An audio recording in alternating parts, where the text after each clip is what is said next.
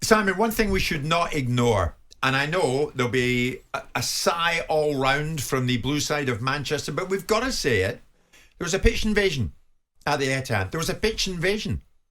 And football fans continue to do this. But did City fans not get the memo not to enter the field of play at the Etihad, to invade the pitch? Because they still did it, Simon, and this was no explosion of emotion argument. They knew they'd won the title. They knew it was in their hands. So this was nothing spontaneous. Oh, I've got to go on the pitch and celebrate. They still went on. It was premeditated. It was pre-planned. Yeah. And I know they'll be saying, killjoy, killjoy. No, you can't do it. It's a sense of entitlement from football fans that they can go on the pitch. I don't know how they're going to stop it. I don't actually know whether they should stop it. And I don't know whether football should actually get to the point where something happens and then everybody can turn around and go, why didn't someone stop it? Because, you know, I was speaking to someone over the weekend, someone in a significantly influential position in football, and their attitude was, this needs to stop. And people are forgetting what's happened in yesteryear, was the exact expression. Now, I don't know. I mean, there has been we keep saying this, and people keep thinking it's some sort of Grinch mentality that people want to kill the joy in football. I don't have a fundamental problem with pitch invasions, but if the laws of the game turn around to fans and say you can no longer do it because there's a worry about the fear of an individual instance happening, then somewhere along the line, as much as it flies in the face of what I believe, I'm not an establishment person. No. I don't actually mind. I was probably one of those kids in 1979 that if he'd have got an opportunity, if my dad had grabbed me back, that would have run on a pitch when Palace got promoted to the First Division. But there is now a rule, and the rule isn't there because football people are trying to kill the joy of football. It isn't because football administrators don't get it. It isn't because football clubs... Because this didn't start necessarily with the football administrators. It started with football clubs saying that we're a bit uncomfortable with the nature of what's going on with some of the fans. We're a bit uncomfortable that fans are getting too close to the players, which I don't always concur with. We're a bit uncomfortable, a lot uncomfortable with what happened with fans at Wembley. We're a lot uncomfortable with what happened with Man United fans breaking into Old Trafford and effectively stopping the playing of a game. We're uncomfortable with those things. So now we're saying we want you to keep off the pitch. The problem is, for 50 years, we have celebrated fans celebrating on the pitch. And now we want to change that. And until something happens, until football either says, that's it, we're not going to tolerate it, we're going to put fences up again, which we do not want. No. Or someone gets something happen to them on the pitch, it's not going to stop. But Simon, the trick is to stop it before... How, Jim? Something happens. Jim, you see, almost because impossible. They're not getting the message. Jim, they've got the message. They've got the message. How they're ignoring at it. Hillsborough? At Hillsborough the other night, how were you going to stop those Sheffield Wednesday fans coming onto the pitch? They've an incredible result. They're euphoric. They run onto the pitch. How are you going to stop that? How many people do you have to have? Do you know what though, Martin? I'm sick of hearing this. They're euphoric. Be euphoric where you are. Yeah, but you're just saying, how do you stop it now? Okay, hopefully that went down peacefully and there wasn't any problem. I think the problems are when players start getting attacked. We saw Nottingham Forest player, we saw Patrick Vieira being attacked. That's the issue, is if you get idiots that come on, they come on to celebrate their team, but if they go the opposition, then it's a different situation. But the problem is, Martin, the problem is you will always have a section of people that have that mentality. They're a small section, but you can't possibly know that.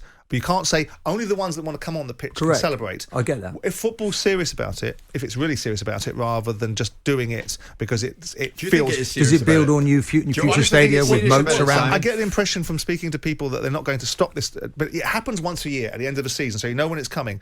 So what do they want? Do the fans want, all of a sudden, playoff games to be played behind limited attendances and closed doors? Nobody wants that. Well, if football wants to stop this, it's going to move into that territory. Exactly. It's going to move into that space.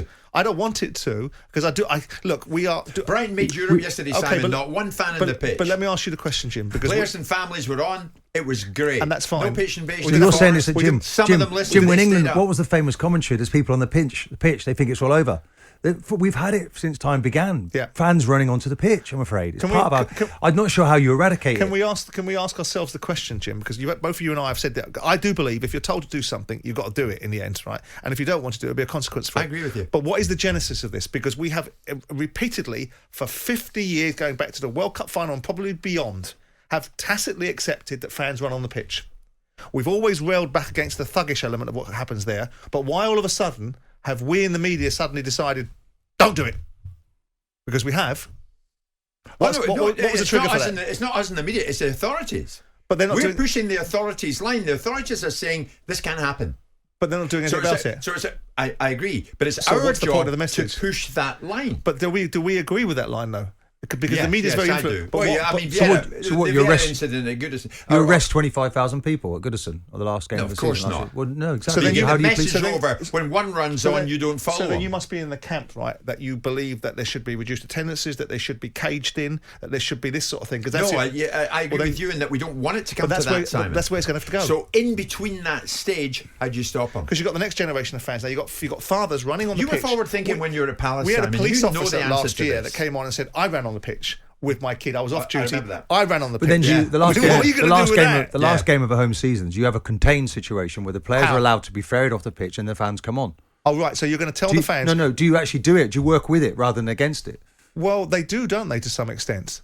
They do to some extent. But what you're talking about, are you going to seriously tell me that you're going to say to Sheffield Wednesday fans, after losing 4-0 in the first leg, 5-1 in the second one, win on penalties, hang on a second, let's get the players off first? Yeah, do you know what, Simon? Understand. Football indulges certain sections of support. It does. In Scotland, Celtic and Rangers have got some black-shirted individuals with megaphones who are allowed to, and they indulge in them. Yeah. So they encourage them. Why don't the clubs speak to some of those so-called influential supporters groups and say, over to you now. But you've got to start this. Do you assume and spread the word? You can't run on. Spread the word. The ball's in your court. But I would assume that was exactly what happens. I would assume that they do precisely that. That they will reinforce the messages on match day with messages prior to the game to the supporters groups and to the recognised leaders of the supporters associations. And this is not what we want. But again, I go to the question. It's not a small segment of people coming onto pitches. It is a significant section of the fan base. Yeah. So with that in mind, if football is now alighted upon the fact that this is now a rule, after all the years of pretty much celebrating you guys coming on a pitch, so football's going to have to do something different, isn't it? Because it's not. If you ask them nicely, they're not going to do it. They're not going to do it. But what we're going to go over to fans now is you're looking at a banning order. That's what you're looking at. You're looking at a banning order. So don't do it, because a time might come that 8 or 10 or 12 or 20 of you are corralled off, you're taken off the pitch, and you've been given banning orders. And you won't be laughing then. And that's when it will get serious. I know we sound like killjoys. I sound like one this morning. We want you to celebrate. Be happy. It's the game you love. But you can't do this. And that's not from us. That's from the authorities. Jim White and Simon Jordan. Monday to Friday mornings from 10 on AM, on DAB, via the talkSPORT app and on your smart speaker. talkSPORT.